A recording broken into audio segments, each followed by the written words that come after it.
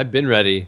Sure. For 5 Hey guys, minutes. welcome to Trinity Force Podcast. My name is Adam Ponophobia Cogswell. After this much-needed amateur hour, we are back in live. You can hear me now live on twitch.tv/TForce Podcast. I am joined by 5 great people this week. Daze is with us. Hey, You're looking lovely, Daze. thank you. Chira's here. Hi. You are not looking lovely. Put a collared shirt on. Dom, You were joined by 4 people, not 5. I don't care. I'm a 5th. I'm gonna introduce myself again. He's joined by himself. Yes. I'm joined by the great growler of beer. This is the 5th person tonight. He's gonna sit That's right not a here on my growler. shoulder. The 5th man. And Declawed is here. Howdy, howdy. Growlers are the ones that have that little thumb handle that you I can got like fling over your 4 of shoulder. them. Okay, so this is a bomber, not a growler, a bomber. There you go. We get that right. And I'm gonna take the swig on that. Swig it up. So you just gave me shit for not wearing a collared shirt? Dom's not wearing a collared shirt. I what was the going fuck? to give, but Dom called me out for calling the Yeah. 5 The, people. the trick is to beat him to the call out. And I was wearing a collar, and then Adam kept screwing up the show, and so I got hot and I took it off. Right. So, 2 quick announcements. You guys can hear about all the other podcasts at the end of the show that we talk about every week. We are now have a new outro for the show that gives you the rundown when everything goes live, Journey to 30, all that stuff. But if you are in the in-game chat channel T-Force on any of the regions, you'll notice that there's been a lot of spammers lately because the channel is so large. We sit between 150 to 200 people every single night. If there's a spammer in that chat channel, do 2 things. 1, find him in the list and block him. Right click, ignore, or block. I don't remember what it says. What's it say to Yeah, Claude? block. Block. Block player. Mine's making me do it every time I log in. Really? Okay. It's unblocked and I got to reblock him. I don't know why, but it's a pain in the ass. Right. So yes, 1, block him. That way you can never see him anymore. Go open a support ticket, file the name. Excuse me. They're going to keep coming. They're going to keep coming. I don't have, as the owner of the podcast and all that, you guys tweet at me all the time. Man, this IPA making me gassy. Anyway, as the owner of the podcast, you guys tweet at me all the time. Hey, there's a spammer in the chat channel. Can you do something about it? And unfortunately, there are not moderator privileges in the chat yet. That's one thing that I have spoken to Riot about on the forums, and I Same. think it's coming, but it's how they're going to implement it. And hopefully we can get get head moderator privs for that channel when it comes around. That's probably the biggest part about it. If enough people open up those support tickets, it's easy. Just go to LeagueOfLegends.com. In the upper right, sign in, click on support, and then just go to, I think it's report a problem, or it's one of the things you don't have to categorize it. Just go to report a problem, and then at the bottom of that page, after you put in all the information, you can categorize it. But yeah, I did one of those. They say they're investigating it, and due to the sensitive nature of the investigation, they can't discuss the details, but Right. I still see them sitting Very there, so- sensitive. They're using Zendesk, if any of you IT guys out there have ever used it, and there are definitely macros that you can go click, click, click, and then put it in. So Yep. makes people's jobs easy. So yeah, that is that for the beginning. I feel like I had another something that I had to talk about. Dom, was there something? No, I know what it was. Dom didn't know about it. Sorry. Episode 200. That's what I was thinking of. We are coming up on episode 200 of the Trinity Force podcast. 3 years in the making to get there. I'm not going to tell you guys what is going to happen on that show, but I will say it is going to be the biggest shit show of a podcast we have ever put together. I do I'm know terrified. about this. Is that I good or have bad? no idea. It was half my idea. No, I know, but I didn't tell you I was going to announce it. I thought I didn't know that. Right. So, yes, Monday. It's on Monday, October 6th. Be here live. It's going to be literally the biggest shit show of a podcast we have ever put together. And we had Radhurt on the podcast before. Face. 3 years running, and he still finds a minute to burn Randhart. Guys. But yes, guys, join us for episode 200. We are very happy to make it that far. We're going to keep pushing out content for you. As you heard Ghostcrawler talk about last week, if you haven't listened to it yet, go listen to the Ghostcrawler episode 197. The amount of insight that guy gave us, awesome. it was just, it's phenomenal. Like, I think Daze and I were talking about it for 2 days after the fact. And, Right, yeah, we were. and just how awesome it was. So yeah, episode 197, guys, go listen to Ghostcrawler. That is it for the quick news this week. I know I screwed up the intro and all that, but we're going to jump right into patch 4.17 discussion. That is right here. As you guys have probably been playing on that for a number of days now, and we have been jumping back into it. Do we want to start talking reworks first? Are you guys all ready for that? Yeah, let's do almost those think- two. I feel like we're going to quick burn through all the other stuff, and so I almost think just get all the other information out of the way real quick and then talk the reworks. Okay, we can start at the top of the list then. Cassiopeia, they have admitted. There's actually, what was the website? LOL, not Pro. I think it was LOL Pro. Builder. LOL was Builder. LOL Builder. They released another article that said that basically showed the math for Cassiopeia, and it was the stuff that we had talked about. We had a listener who did the math for us as well, and they showed that in her current state before patch 417, she was underwhelming. She did way less damage than she did before, and so to take care of that, Riot has buffed her quite a bit. They took her base mana, they buffed it to 330, mana per level is now 60, and then they changed Q and E. So Noxus Blast, her Q, has a 0.45 ability power ratio, and her Twin Fangs now correctly resets its cooldown to half a second, as indicated by the tooltip. The crazy thing is it showed her being incredibly weak during like the entirety of the game up until like 48 minutes. Right. And then she just wow. like overwhelmed even Rise at that point in the game. So like she kind of is exactly what we said. She was going to be a huge late game powerhouse. It's just 48 minutes of uselessness until you get there isn't really worth ever picking the champion. It was the same thing as the math showed last time. She had to have a death cap to even start doing damage. And then that was assuming you had Source Shoes, and I want to say it was a Rod of Ages. It was Rod of Ages death cap. And you were just barely edging out in the damage you did before with 3 items. Has one of you guys played her I before 4.17 after her rework? I've played against her. I have not played her yet. I played against her like a few days ago right after they did the fix, and she killed the person she was against in lane like 3 times. So I mean, you can say that helped her a bit. So what's funny is I'm looking at the day specific win rates right now, and her win rate jumped 10% between the last day on 4.16 and 4.17, but then it's dropped back down to, I mean, so it was at 50%, and then it has already dropped back down to 44%. She's not getting picked a lot, so it's hard to really read into those stats and see whether or not the buffs did anything meaningful. But it's well, she was never really meaningful. picked before. Like people, how many times did you see a Cassiopeia in the last 100 games you played? I actually have. I mean, so I have the I've numbers seen it right in once. front of me. She was at 2.61, which was expected. She was not a popular champion. It was basically cast mains, and that was it. Then the rework patch hit, and she jumped up to 26%, which is naturally going to suppress her win rate and everything. And then it's just slowly creeped back down to the pick rate that you have come to expect out of her. So... Well, that's what I was about to get to. The point was, every time we see rework, like you said, it's going to be pick. Champions are going to skyrocket. They could be 100% pick for all I care, and they're always going to fall back to some point. Well, Cassiopeia, she's a fairly hard champion to play with the Twin Fang resets and, keeping the poison up and understanding how she works. And I think the reason that people are still finding success with her is because people don't know how to play against her because they don't see her. At a 2% pick rate, you don't see that champion enough to understand how to play against it. It's kind of like... She's still a gimmick. It's like Fiora.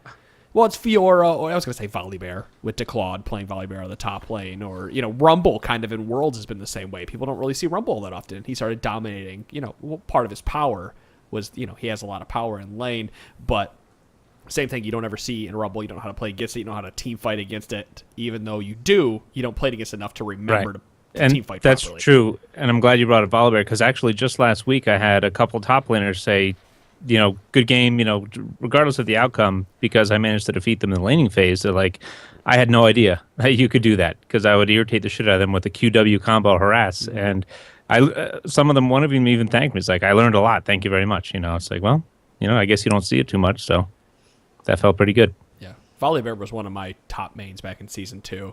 Monte Cristo actually played him quite a bit and turned me on to him. And then you could either max E or you could max W in lane, depending on who you're playing against. And he didn't have a bad matchup during that time. And there's a lot of them like that. Like Cassiopeia could probably do the same thing right now, even with her numbers are low. She's just not to the point that everybody can play her. Yeah. I'd like to see, though, 'cause she's a rare hyper carry mage, so I want to see how it goes in certain comps. There's got to be comps with a protect the Cassiopeia comp, maybe.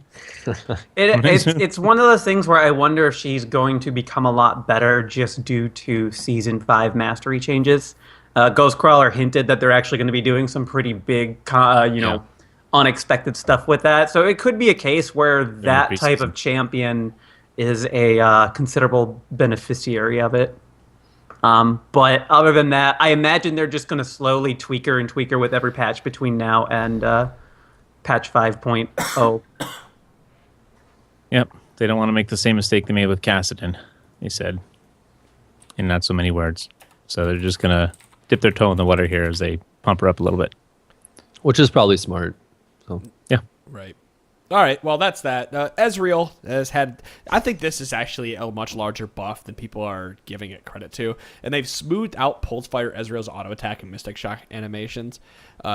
While not a direct buff to just the base skin, if you bought Pulse Fire Ezreal and you've played him, you may have noticed it's been very awkward to shoot his Q. It's been very awkward to auto attack. And because of that, I started playing not blue Boy Ezreal. band? Frosted Ezreal? Boy band Ezreal? Yes. Yeah, I ended up that's enjoying fun. that skin more because it was easier to get off auto attacks. It was easier to get off Qs because what I've noticed is when he tried to shoot it, it felt like his hand kind of jerked back up a little bit and then shot.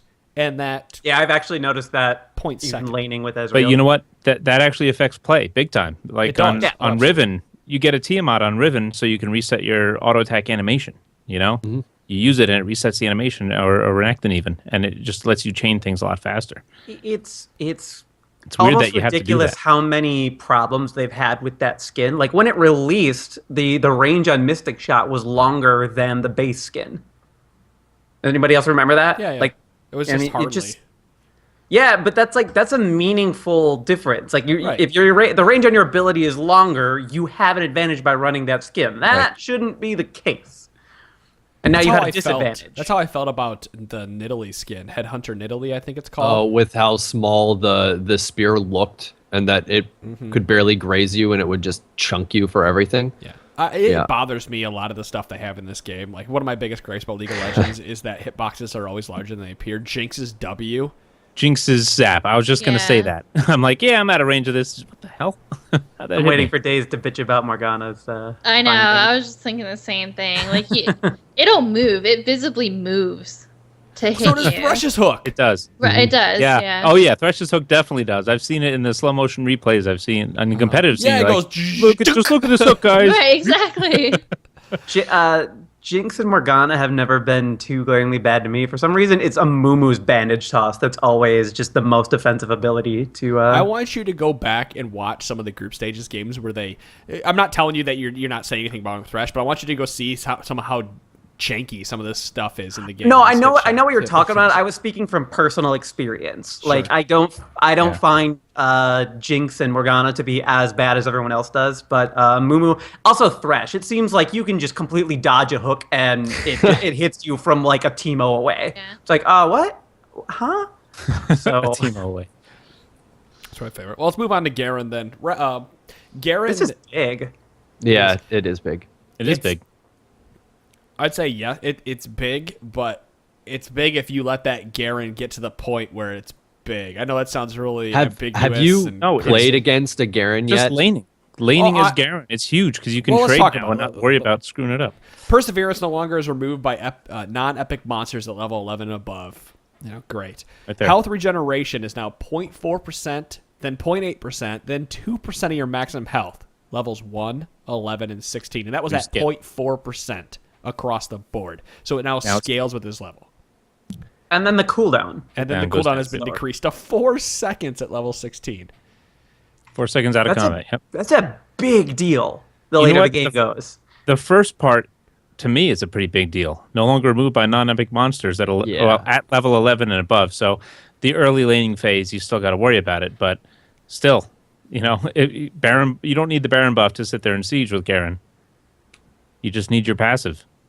Well, yeah, when he gets level 16, if you can have a Garen and you're sieging down something, you can take a Mystic Shot, run out, wait, and then get your life back. He can charge in, eat stuff, Q out if he didn't. Do what his team needs him to do, really. Yeah, exactly. I mean, he's supposed to be this big run at you and I don't die, tanky dude. I really like what D. Claude's saying about the soak the turret. You could soak a few turret hits, back off, and then be completely back to full in no time. Yeah, let your AD carry get a few shots off free. Yeah. One of the biggest things about the Baron buff is that health regen, and the Baron buff health regen is 3%. And you're getting 2% just off of... Like, that's a big deal. Right. When you think of how quickly your team can force fights and how long you can siege with Baron buff, now he gets 2% just for being Garen. Yeah, now throw Baron buff on top of that. But he's still Garen. He can still be pushed out of lane and killed. That's nothing. Come on. Well, here's the thing, though. It's a big change, though, from 4% flat Pushed at all out of levels. lane. I mean, from 0.4%. With these changes after level 11, he's going to be a lot harder to push out. But here's the thing. I get it. I understand why it's a big change. Garen, man. But with Garen, when you hit level 11, you're not in the lane anymore. Right. Like you either have won the lane or lost horribly as Garen. There really is no middle ground. I mean, yeah, of course, people can play in the middle ground. You can go, or you're a bully. You get the brutalizer early, and then you go for a chainmail, and you're, what is it? The spin, the E is hitting for massive amounts because you're getting crits off the brutalizer.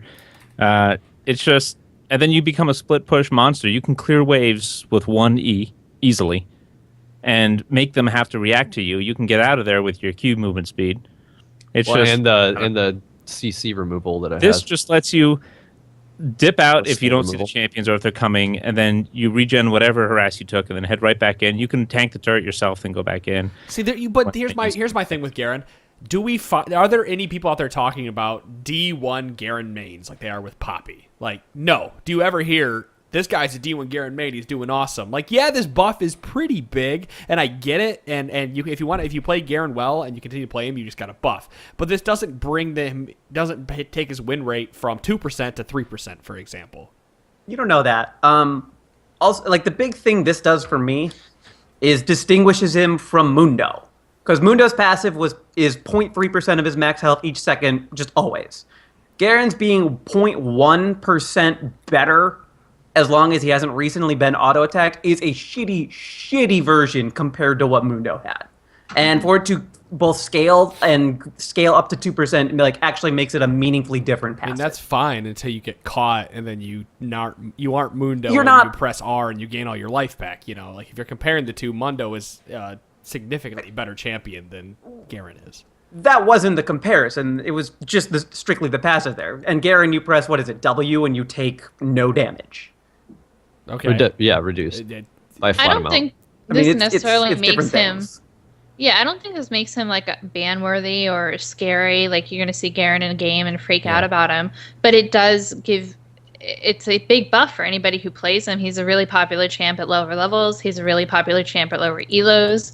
Like, this will make a bigger deal, especially later in the game. So while it may not make him viable in competitive play, and we probably won't see him very much in general, it's still going to help anybody who enjoyed playing him to begin with. True, and I've watched some higher level... Just recently, I've been combing through streams looking for Scion streams because I want to see him, and I'm really antsy to play him, but I saw a couple of high-level Diamond Challenger streamers who admitted that Garen was broken when they were in the game, because, what the fuck? Why is he doing this to me? So, going back to the win rate, hilariously, from the 24th to the 25th, he jumped about 3%. That's funny. Wow. And he's actually up to 51.16 as of the 26th. That's pretty badass. I don't know. I like for these, you can't use the overall win rate because it's a composite of the last 2 weeks or something, and so most of that data is before the patch and everything. But take into account, he's also one of the few champions left who has a silence. Yes. Mm-hmm. For real silence. That's a good long point. silence once you have your Q maxed. Yep. So actually, now I'm curious, what other silence abilities are still in this game? Fiddlesticks. Does Victor's we're going to talk about Victor later. Victor doesn't silence anymore. It's a channel interrupt, just like everything else. So they've been adjusting silence. They've been working it out of the game. So he's got one. Garen, who else has one left? Fiddlesticks. Fiddle, true. I think that's it right now. Mm-hmm. Yeah, I'm checking. There's so many damn champions. Malzahar, so he's one of the few. Yes, Malzahar. Yes, Malzahar. Yep. Oh, and Blitzcrank. And Cho'Gath. There are a bunch of them. So there's still several 1, 2, left. 3. But yeah, they're solely... They are really and Soraka. Hers is just different now. Right, hers is a zone. Situational, yeah. But I don't know. I like the change. I like where it's going, and it actually made me want to bust him out and try him out a little bit more. You're right, though, Dom. It's funny because we were like, yeah, that's it. Then you think about it, there's 115, Right. 117 champions. or But even something. still, if Yeah. seven Still, champions for have the a silence, roles that you that's fill? still not. For the role that he fills, who Cho'Gath? Or any of them, really. And Blitz, Who else? maybe. Like, depending on how you build Maybe. Blitz. Not Soraka anymore. Right? No, Make sure not of that. Soraka at We'll all. talk about her a little bit later. No, I have quite a bit to say about Soraka. Let's go ahead and move on to the next couple. Heimerdinger right. and Karma, they have similar changes. Now you can press their R while you are disabled. And these buffs are giant for both of these people. Because one of the problems with Heimerdinger was if he got locked down and made it to the lockdown, he had to use that extra half a second to press his R and then use whatever ability he wanted to drop. Same thing with Karma. Like, you couldn't just come out of your stun and shield everybody. You had to come out of the stun, press your R, and then shield everybody. So you have room for human error, you have room for lag, you have room for more silences to roll in on you. You know, like, there's just That's extra pretty second. big, yeah. I kind of Quality of disagree life, with her being able to cast it while she's stunned. She can only cast the R. She can't cast the abilities. No, I System know, but I Hunter still is the one that disagree with enhances that. Well, I disagree like, with what part? That That she she should can be able cast it to. while she's stunned. When you're stunned, to me, you shouldn't be able to take any kind of action. That's the point of stun. Yeah, but when you play, like, if you play WoW long enough, you kind of start to hate stuns a lot. So Yeah. when You're supposed to hate stun. That's why there aren't a Right, lot yeah, of them in the nobody's game. supposed to like them. But like her being able to cast it while she's knocked up, that's a different story. No, I like the fact that she could put the buff on her while she's stunned. Oh, I agree it's a buff. I'm going to abuse No, the hell no, of that's not what I said. I just don't think it's It's another way of saying I like that she can cast the ability. She can I like the self-buff fact- herself when CC'd. I you know like what? that Heimerdinger and them can cast it. It doesn't make them overpowered. It doesn't change them. It's a quality of life it's a upgrade for quality them. of life I upgrade. agree with you on all those counts. That I just, to me, it sort of defies To the you, idea if you're of stunned, you're stun. stunned, and you shouldn't be Yeah. able to do anything. Yeah, But it's karma. She's done enough good things in her life to where good karma can affect her, regardless of the situation. I And like Heimerdinger, he can say that maybe he had it as an if-then statement available in his turrets, so they can upgrade. Are we done with the When he's stunned. terrible? Okay, thank you. No, I'm justifying it. yeah, okay, if then, I get it. I found the entire thing to Claude. You know what? Here, that's for you. But The only thing about this is good. if you start doing stuff like that, it's really easy to go down a slippery slope. Like, well, why can't you queue up Zonas so that as soon as you come out of your stun, you're immediately Zonias? You know, other champions that have abilities that could, you know, Lissandra's R, why can't she queue that up so that when she's out of her stun, then she can ult herself and save herself? Because that's not, you're not, here's the thing, you're not actually using you're not using an ability that changes the But you're game. queuing it up. No, let me finish my sentence. You are, you're queuing up an ability that affects another ability. There is still points in there to allow for lag and allow for human error. But I think in the way the game is played now, people play from anywhere from 10 to 200 MS. So you need to make it so the majority of the players have a chance to react like the other players as well. Because like we said, like Riven, you can't play Riven on 150 MS. You have to be 80 or lower, really. I was going to say, you're not going to have a good time on her. Yeah, so in my opinion, the change is a nice quality of life buff for those players who are stuck on the East Coast or stuck in Brazil and are playing North American servers or whatever it may be at this point. So I like the change because of that, and I still don't think it makes that big of a difference once you walk into the LCS, because more than likely if you're caught and stunned, you're dead in those scenarios. Because people are screaming, "Kill Karma now!" you know, and she's gone. Well, that might make a We'll bigger see how it difference goes. than you think. Yeah, I mean, No, it's I a realize nice quality it's a of big life thing. buff. It's going to make a big difference, yeah. And Heimer's turrets stay once he's dead. So even if he dies immediately out Yeah, of but that they stun, deactivate. he had a chance to. That's true. That is true. They stay for a moment though; they don't deactivate right away. no. I can but see they- Dom's side of yeah, it though. It's a slippery. It can be a slippery slope. So That was Dave's, maybe these but- champions just need that certain kind of love. All right, let's go ahead and move on to LeBlanc now. Passive, mirror image. LeBlanc now creates a mirror image immediately. LeBlanc and her mirror image remain invisible as long as the other is invisible for 1 second from 0.5 seconds. Passive. Chira. So 0.5 seconds to 1 second actually. Yeah, So it's longer. it's a quality of life change.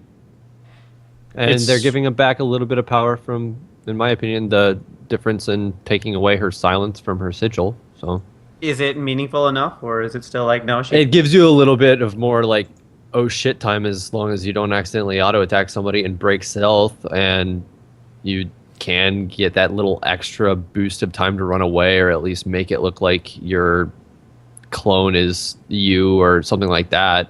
Didn't they give her a speed boost on the PvE right now while she's I don't invisible? even know.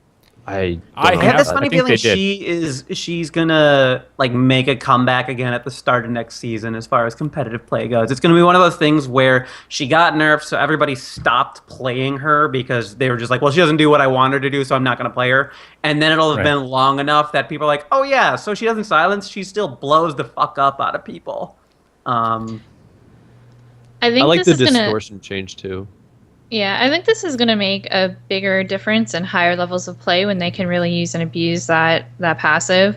I don't think it's going to make as much of a difference in lower levels. But her win rate was pretty inconsistent across the board. Overall, she had a below a 50% win rate before her nerf. So, I mean, Dom, you might be right in terms of like competitive play because they can actually use her to her full potential. But I don't see it really making too much of a difference in lower elos. No, I agree She's a with high you. skill.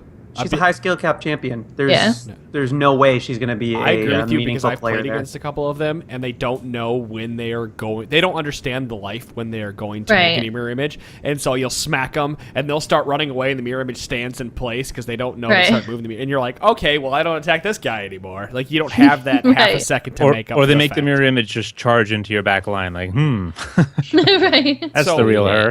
You know, Unless it's gonna the be, good it's ones gonna be one of actually those charge the back. 1 or 2 week type of things before people kind of catch on. But if you're playing Aram against LeBlanc, just pay attention because no one's gonna know to start running the LeBlanc at what is it, 30% life. Something like that, yeah. Well, when she goes into her passive. Right. Yeah, her mirror image. Yeah, we need to talk about the distortion change. LeBlanc now has A whole extra second. now has 4 seconds to snap back to her return pad. That's So, meaningful. I mean, we that's see great. Zed pull a lot of nonsense. Yeah, if somebody's chasing you, you can distortion, keep running in a direction, and if they're going to try and chase you down and kill you there, it gives you an extra second's worth of space to transfer back or anything like that. It gives you a whole second more to think about what you're doing before you use your distortion again. A lot Yeah. of time. Yeah. That's a lot of time to get off, what you need to get off to try to kill someone in a dive scenario and then just distort back to safety. It also gives you a whole another second to fuck up. How long does Zed have to get back to his shadow? I'll look it up. His shadow stays for quite a while. Yeah. Like I would So, feel bad about some of not that. knowing these numbers off the top of my head, but there's so many damn champions in this game. It's justifiable. Yeah, it lasts 4 seconds, so now it is. It's the There it same. is. There we go. All right. Well, Maokai, Vengeful Maelstrom. It has had a maximum stored damage decrease. It was at 200, 250, 300. Now it's 100, 150, 200. Yeah, sometimes champions are really strong and they need to be nerfed. I mean, this ability was always good and probably always overpowered, but because it didn't follow him around, you never felt Yeah. how meaningful all that damage being stored was. Now, because it's with him and it's where he wants to be, like all of a sudden they realize, oh shit, this thing scales He's a tanky like a tree beast. bomb. He Yeah. doesn't die. Oh, I've and loved everything it. else does die. That's perfect. It doesn't That's nerf perfect. what he's Tanky tree strong bomb. at. He's a It tree doesn't. bomb. It doesn't nerf Yeah. what he's strong at either. You use it for the defensive stats, not for the offensive stats. Anyway, that just made him a little bit too powerful in Yeah. dueling scenarios, etc. Honestly, again, he's still like, this going to is- be awesome with these changes in place. Like as Right. long as W is more or less instant and deals percent of health damage, while this always reduces incoming damage by 20%, like Maokai is going to be a good champion. If they change one of those, like then it's a different story, and I don't know that you really need to Well- worry about Maokai every game. It's if they were kind of revert some of his abilities back to what they were pre-buff Maokai. We were playing him. Sean and I would play him out of the top lane quite a bit, and you could. There was a point, pre-buff where you could carry for a little while. It wasn't the same because you weren't doing percentage of life and stuff. But like if you change it so the sapling no longer slows, you're not going to see him play to the top lane anymore for example, Yeah. because he doesn't have that extra utility. Or the in his percent kit. life. And I don't Yeah, think if they need changed that to- percent life, it'd be huge. Devastating. I don't think they need to revert the changes. There's nothing wrong with Maokai being a good champion. I'm still shocked that they haven't changed the damage reduction on his ult to Well, it's only 10, 15, 20. It's 20%. It's That's for a 15 lot. seconds. I mean, It's yeah, a it's lot. a lot. Yeah. 20. It's 20% for 10 seconds. Okay. That's what makes him powerful. And That's they a don't wanna lot, mess with and, that and right now. it's 20% at level 6. I mean, I guess 20% at every rank is considerable, but 20% at level 6 is way better than most of that type of ability, except for Alistar, who it's only a matter of time before they nerf Alistar's ult again. How much armor is 20% reduction in physical damage, for example, just to give us an idea? It depends on how much armor you have. 100 armor is 50% physical damage reduction, but every point of armor pre 100 is worth more damage reduction More than after, right? than every point after. Well, let's go ahead and move on since we have quite a bit to talk about this evening. Nidalee had a number of changes come to her. Her general base attack damage and attack speed have been decreased. Her takedown damage and ratios have been decreased. Pounce has been changed, and swipe no longer affects the cooldown of pounce when used on a hunted target. So takedown, we'll start there. The minimum attack damage ratio is down to 0.75. Maximum attack damage ratio down from 2.5 to 1.875. That's a pretty significant change right there. Minimum ability power ratio. We don't ability power. She doesn't. I mean, she can build it, but No, but that's just it. The idea behind these changes is to stop having her be this AD champion who's then also dealing like weird different hyper damage and everything. I think they want people going back to the AP Nidalee build.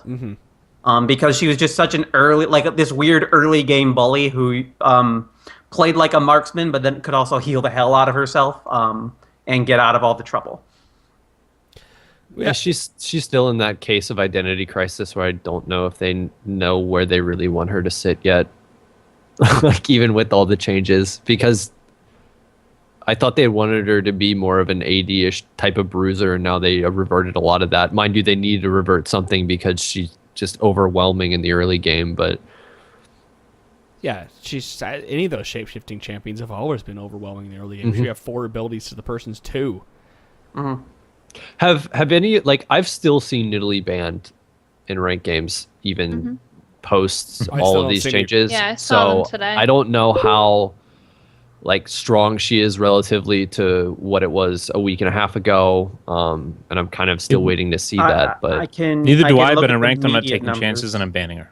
yeah, that's kind of what I've still. It's not worth having somebody get crushed in lane. They would have to change. I don't know what in her kit they have to change, but they would have to make it as significant as Elise, for example, where, what was it? It's no longer doing, I think it was Q or W was no longer doing as much damage in human form.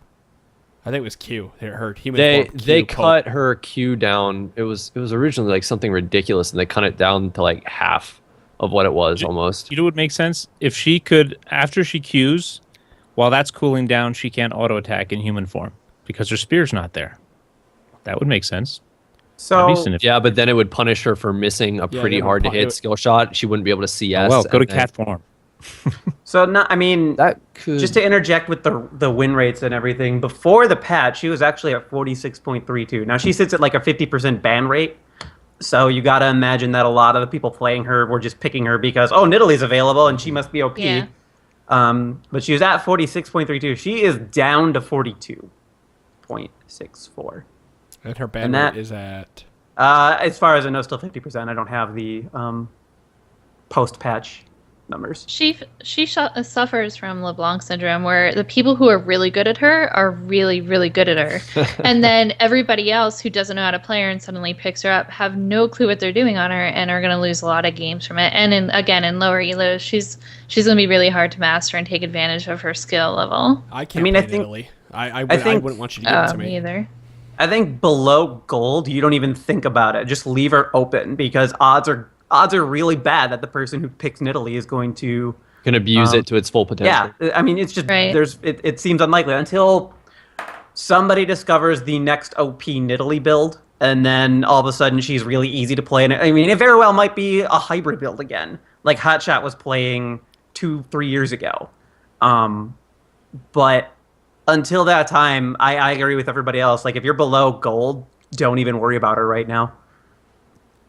She's also really hard to balance around when you're trying to balance around AP and AD. And I understand that they want to leave those builds open, but it makes it very, very difficult because now you're balancing around 8 abilities and 2 different types of damage. Right. So it's gonna be really hard for them to find a sweet spot with her, which they haven't been successful at yet. Regardless of how they itemize, it does. If they're going for AD, they still do some magic damage. So you got to worry about getting MR to combat that. So banner, if you're above gold or in gold. We didn't talk about it though. Swipe. Before swipe used to affect the cooldown of pounce or Q, Now it and they doesn't. removed that, so you can't continually pounce on players as you're swiping them. Yeah, I mean, that's... Yeah, they wanted to give her a way to stick to somebody, but when you do so much raw damage after a pounce swipe Q, or pounce Q swipe or whatever it may be, you don't need that extra sticking power because you're already trading effectively. Well, you sticking to somebody after that is just icing on the cake and probably them dead. Right. That and if she can't stick to somebody, big fucking deal, because she still has the She's a spirit ranged death champion. flying at you, Right. Like, she can change out and then still throw an auto attack or two, and then the long ass spear. And she's going to be healthier than when you started that fight as well. I think a problem with this game right now is itemization. They're trying to bring in these hybrid champions. Kale kind of fits in that. Nidalee fits in there, at least to an extent can go. And there's plenty of others down the line that I'm not talking about. But with the itemization in the game, it's very hard to have somebody that is split damage because the itemization doesn't give you as big of a boost if you picked one specialty.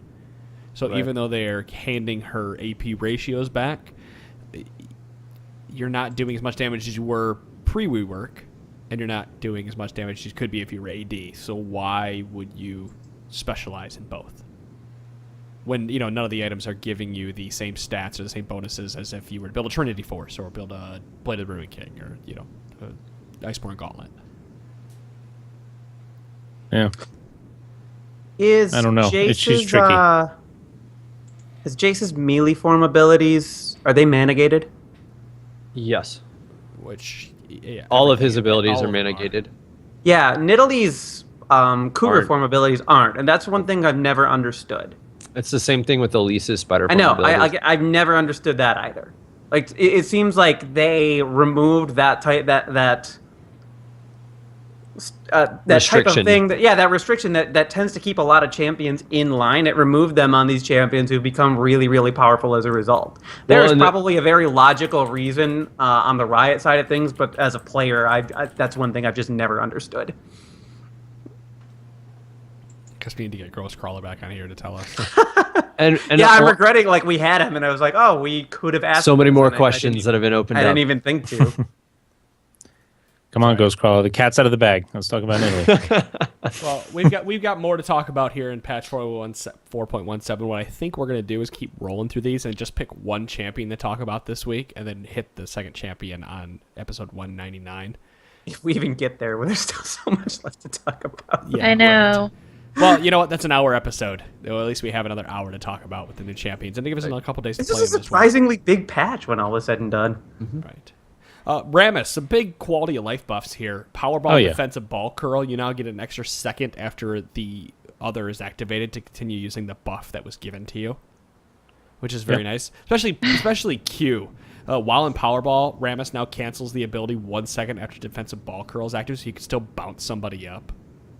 Rammus, humorously, winningest champion in the game right now. Are you serious? Really? You know what? It makes sense, though, because Yeah. you could roll So he's in on a at roll? somebody, and if you know you're going to smack them, you immediately go in defensive stance and taunt. Day after the patch, he skyrocketed to a 61% win rate.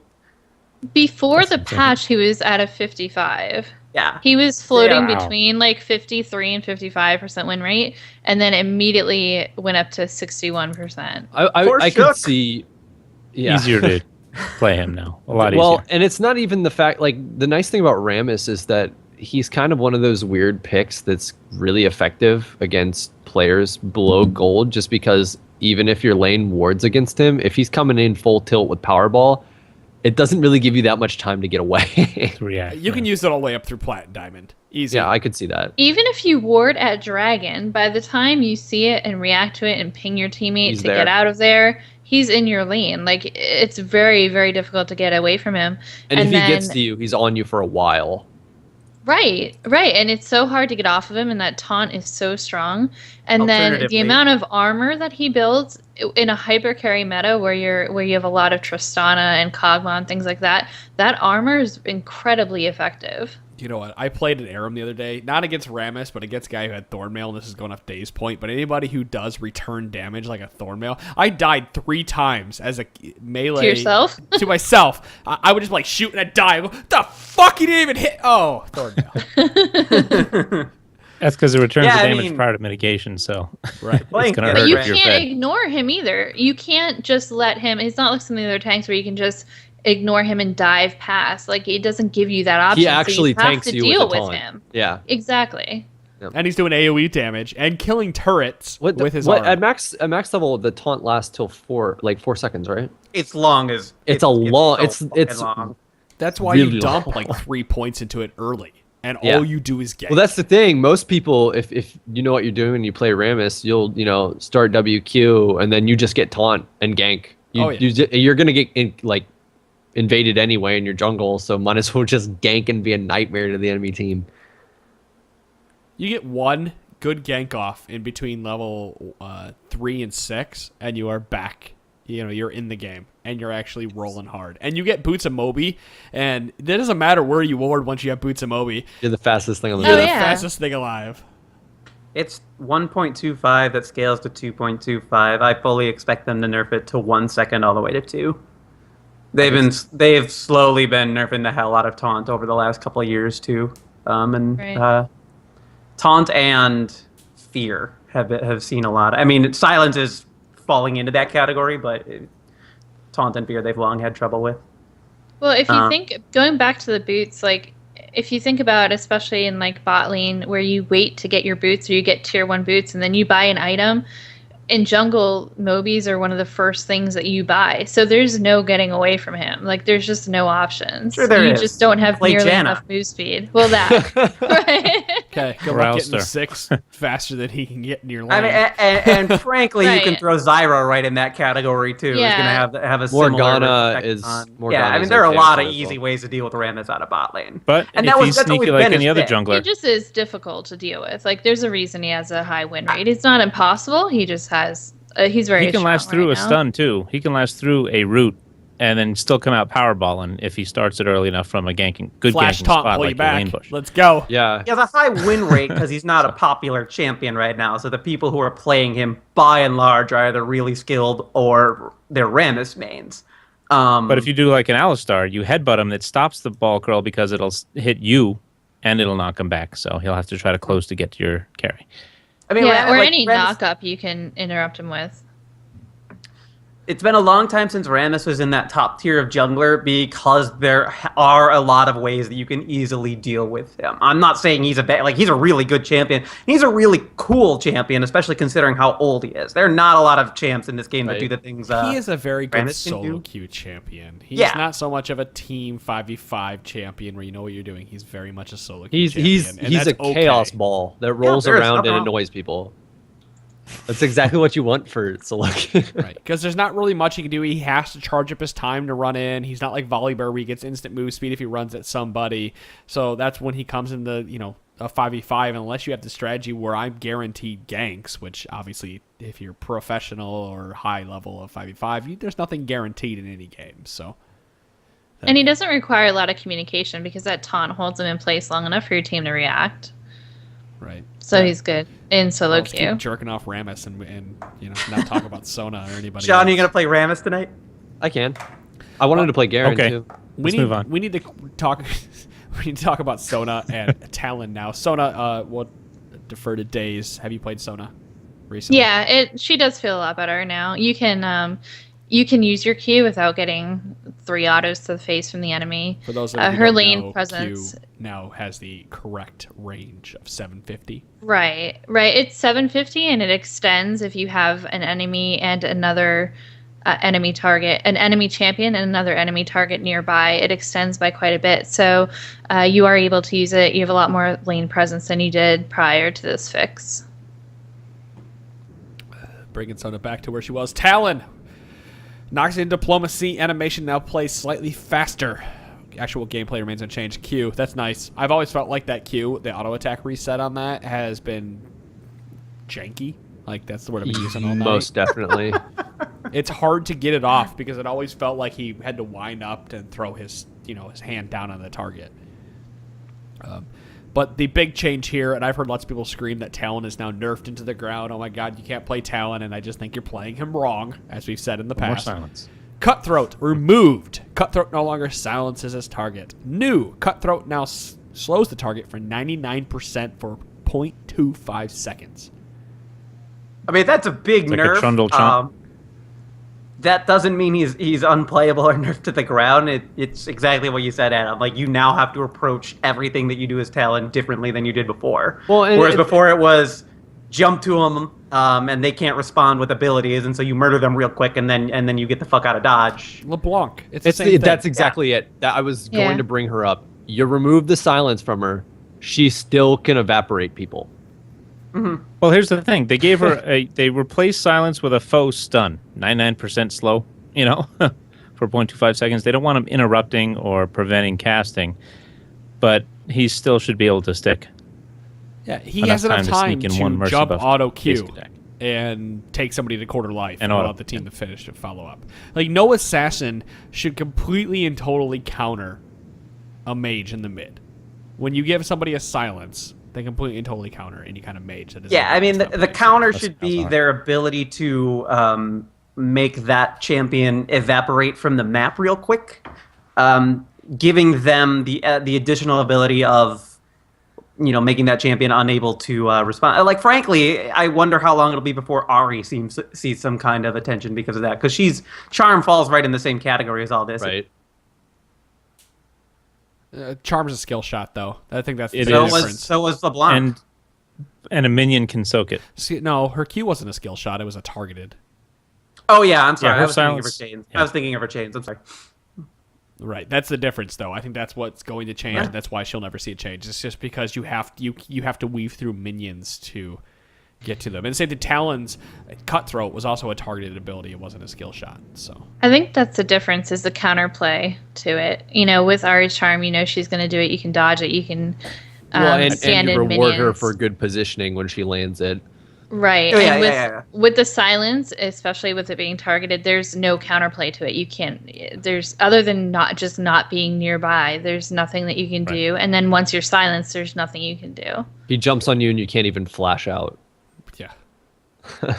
I had the root and the silence backwards when I was thinking a lot about LeBlanc, and so when I thought about that, I was like, yeah, Ahri doesn't make any sense. So that's why he kind of on topic, but I'll give it to games like Smite, where everything is a skill shot. There is definitely, it's skill. There's a higher level of skill to play some of those games, or some of those champions, because skill shots live up to the name. You have to position properly. You have to do something right to make it effective. Right. You can't just press a button and win. That's what That's now, what Garen's silence. Garen's silence. He still has to get right next to you. It's not like Talon where he leaps at you and does it. And he has to run at you. Yeah, he has to put himself in a dangerous spot. He's like, I'm gonna silence you. You can see me shiny now. It's gonna happen, and then you can counterplay based on that. Right. By hitting him with Buster Shot on Tristana, which now has segue into it. Cooldown is now 185 and 70 seconds, which is up from 60 at all. Yep. Which is it's coming from somebody time. Who plays Tristana a lot. Buster Shot always felt like it was up. So you playing against Tristana was like, oh yeah, so that ability. Oh, is so you already. killed somebody in lane, Right. and now you went back and bot, and you're back in lane. Buster Shot's up. Yeah, do it again. The hilarious part is that this is a way bigger nerf to AP Tristana than it is to AD Tristana. Right. I mean, and not that you saw a lot of AP Tristana, in Summoner's Rift or anything. You did see her a lot more on like Howling Abyss or Crystal Scar, and so it's just. For about a week or two, I was in the boat that Tristana was super ban worthy, needs to be destroyed, take her out of competitive play. You can't give that to anybody. But as I've watched more and more worlds and watched more people on the same level, I've slowly gone back to the Tristana's really not that powerful. It's how players play the game. And, you don't let it get to that 35, 40-minute mark. Or you play it, you get ahead early and you keep that pushing early so she can never get to the point where she is, being a lane bully and winning. Or you lane swap against her. Like, Right. You can't do that in You solo don't let her queue, get to the but point there's- where you can right-click something and it falls. Right. So there's definitely ways to However, play against her. If they pick like a Lulu, for example, that's just disgusting. Help picks on Tristana. Now she's even doing way more damage than she was before, and she's harder to kill. When you see them start, you can tell if they start picking things into that, what you're going to have to worry about. But in solo queue, I agree with you. I don't think she's that big of a problem. Kind of like the Nasus syndrome, unless you're worried about it getting to real late game, and you just need to lock down late game champs. And that's what I was gonna say is like that's the same problem. Kog'Maw, Vayne, Jax, Nasus, they all have that. They all just have that hyper carry syndrome. Right. With Tristana, she's kind of weird because she'd always been this champion who has a strong early game, a weak mid game, and a really, really strong late game. But now she doesn't it doesn't seem like she has that weak mid game like she was supposed to have. Mm-hmm. And so she's just across the board ends up being a good champion because the base damage on her abilities is all pretty high. So that's what makes her so good in the early game. And now because she's Infinity getting Edge first helps a lot. Yeah, too. because she's getting better items faster. She doesn't need the attack speed type items to make it an Infinity Edge meaningful like other champions do. Just because she gets so much out of her, what is it, E? It's her Q. Yeah. Jeez. Yeah, I have all her abilities I backwards. but I feel the difference now is also player skill. As the game has progressed, their players know how to play with and as a Tristana rolling into that mid game. I mean, items help. Obviously, the items have changed since those time where Tristana was very hard to play in the mid game. But I think player skills help out a lot with that because players now can manipulate waves. They can play with their supports better. They can Get those few attacks on the turret with their max range. You got it. It's just I think it really does have to do with player skill and players understanding how champions work and understanding how the meta flows with those certain champions, as much as it has to do with the changes to masteries and items and everything. I think it's like this whole trifecta of things that made Tristana as good as she is. Not just But then understanding the champs, but understanding the game flow also. Because if you do, she does have a pretty strong early game. So if you do get ahead, people know now to rotate. They know to focus objectives. They know to take down objectives. And that kind of alleviates some of that mid-game pressure that you used to have before people would do that. I'll give it to Pro Play. Pro Play has helped with that quite a bit. Watching players take objectives has made solo queue a little bit better. Until you have that game where she gets to late and there's nothing you can do about her, then you're like, God damn it, I wish I banned her. I won a 4v5 the other day just because I played Tristana. So the problem is And I got the numbers don't fully support your argument because she shows up in 23% of, Summoner's Rift games played. And she has a win rate at, after the patch, it's 51.64. That's still really high for a champion showing up as often as she does. That should really be if she was balanced, that would really be hovering right around 50% because she's in so many games. It would normalize itself. Well, no, I do think that so she much does higher. need some changes to. Yeah. But my argument is that the reason she's gotten better, besides items. Oh yeah, and yeah, game yeah. sense is I all was just that. saying the if you banning Tristana to me seems wholly reasonable just because she should if she's not banned, she's getting picked and she's winning more games than she loses. Sure. Yeah, no, They I don't. do I don't. have- Go ahead, Dace. Go. They do have more changes coming for her. They said, Riot said that they weren't going to be able to roll them out before Worlds, and I really don't think that this was all they intended for her. They said they were going to make some small changes and then make some more dramatic ones after. Is Worlds being played entirely on patch 4.14? Yes. Yeah. Throughout Yes. the end? That's what they said on the site. This seems like and it's nice for the rest of the player base and everything, but it sort of seems like too late. too late to be meaningful type of change on her, this Buster Shot thing. Because Worlds is where she matters at this point. Everything like that. That's really where so many of these changes should have been rolled out. Right. And that they didn't get there. Sort of. It's like, well, that really changed the competitive landscape. Well, especially if they end up changing the masteries and everything dramatically after Worlds, then everything's kind of up in the air anyway. Yeah. I mean, the flip side is that she has been the AD carry that, Tristana and Lucian, to a lesser degree, or Tristana, Lucian, Kog'Maw, and then to a lesser degree Twitch and Corki. They have been the marksmen that get played and everything. So on the one hand, while it'd be nice to have seen her get nerfed, on the other, like, that would have been what took her completely out of the out of consideration, So I get, it's okay that they didn't throw that curveball at the pros at that stage.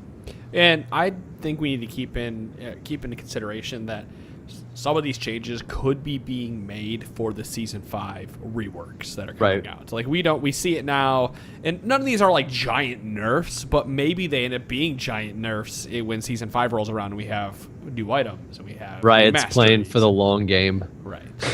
I mean, I'm just speculating. I don't know, but it could be. It'll be interesting to see, like, what type of champions really rise to prominence before the mastery changes, and then after the mastery changes, but before competitive professional play starts again. Because, like, that's when Trick to G had a really, like, last year, that's when Trick to G had a huge impact on the type of champions that were being played. We hadn't seen a lot of Nasus and Udyr and Garen going on, and then all of a sudden those two, like Garen and Udyr specifically, suddenly started showing up basically because of Trick to G. And Bully Bear. Like, I mean, he played a bunch of just off-kilter champs. Yeah, and that totally warped how the game was being 3 months, which is cool. It's interesting how one person can really affect how everything is. Affects the rest of the community and just how the game gets played. One person with 70,000 viewers. Yeah, I was gonna say one person but it's still one person. A loud following. Yeah, it's one person with a megaphone, but it's still just one person. I mean, you can argue the same thing goes with Emperor Palpatine. It was one person. Yeah, but like and I agree with you there. But the difference was that a bunch of pros quickly adopted that champion and that build. Sure. And so the reality is just that there were a lot of different people influencing that champion's rise to popularity. And during the off season, Zazis only played it twice the night before. He actually busted it out competitively. Yeah. So nobody knew it was coming. That'd be like my Master Yi. I'd play him once, the top lane, if I was on a team. Like, guys, you have to let me play Master Yi top. Actually, I want to point out that it's funny if you guys go. I played in Battle Arena this week. My Master Yi is now infamous. Because, well, I guess infamous isn't the right word. My Master Yi's famous because every time I pick him, if I'm playing with people, they're like, "Oh, there's Poet's Master Yi again. He touted him on the podcast." I'm like, well, that's good. Nice. That's infamous. Congrats on 60. Congrats, thank you. Congrats at shoulders. I don't think we need to talk about Yasuo and Zillion. Not really. I was going to talk. I did want to talk about the Elixir Brilliance, Elixir Fortitude, Elixir Illumination in Twisted Treeline. No, excuse me, that's Dominion. Or no, that is Twisted Treeline, right?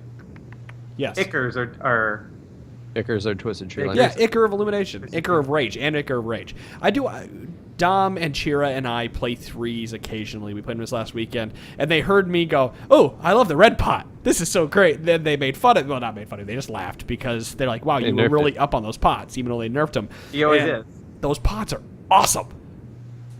Because they give you, like, I was Jarvan. That's all he's got. He's just like, hey, these things are great. Buy them, guys. I'm like level 8 on Jarvan with an extra 8% attack speed for 500 gold. Like, that's more than a dagger, plus extra life. And I'm wrecking kids. Spider buff when that was going on. Well, like, you read so much for that red pot, and it wasn't as big of a deal. Oh, no, the red pot. The change would only matter if you were sitting on it, though. Oh, no, I'm talking about also with last patch. We didn't really touch on it last patch. They nerfed them significantly. Yeah. They also nerfed global mana regen, so we're going to have to start looking into what champions we play as well. We're going to have to play some AD carries and threes. And we were never very good to begin with. I want to touch on rank decay. Silver and gold players are now immune to it. Well, time to go to silver. I have to go play a rank game at some point. So you won't decay if you're in silver or gold. Does this count for teams there as well? I'd assume so. Probably Like not. 5-man teams. Probably not, since a bunch of the teams I'm on keep decaying. Yep. I know every time I log on. Mine have been decaying. I haven't. That's I don't know if obnoxious. they've decayed since 4.17, but I feel like after the decay. first decay notification, you can stop giving it to people. They It's do not a in big they do deal. in ranked solo queue. You After get the the first you one? get the 7-day and then you get nothing. yeah. Yeah, on Teams, I like keep getting these inactivity decay. Every day you log on. Yeah, every time I log in. That's obnoxious, game. Oh damn. All right. Well, I think that we will call that. We did want to get into Victor and Soraka, but I believe there's going to be very long conversations because I have quite a bit to say about the new Soraka. Spoiler alert, I think she's awesome. And Victor, also spoiler, I think he's way awesome as well. And we will talk about him on Wednesday in episode 199. Episode 200, please stick around. One other point that I forgot to bring up earlier in the podcast, Elevator Brewing Company, October 18th, 1 p.m., Columbus, Ohio. World's Party, Chira Jaden, myself, Punchinello. He did the Mulan song with DeClaude a very long time ago, if you remember that. Yep. And Urtai will be there as well, who was a support in the ranked 5s. We're going to try to get the best yet out there. He was streaming on the channel for a while. Wrecker maybe is going to join us, and then a handful of other people, if we can get them to come up, will join us. And like I said, we're going to go to Elevator Brewing Company, come buy us a drink, enjoy, sit down. I'm going to keep pounding that in every week. Buy us a drink. And come have a drink with us. And you know what? I think I'm going to bring a laptop and a microphone, and we're just going to kind of do a sit down, have fun, and release as a 0.5 episode. Ask questions, we'll talk about them, and see where it goes from there. Cool. So that's episode 198 of the Trinity Force podcast. We're gonna go play games, guys, and I might stream them. So peace. See ya. All right. See ya.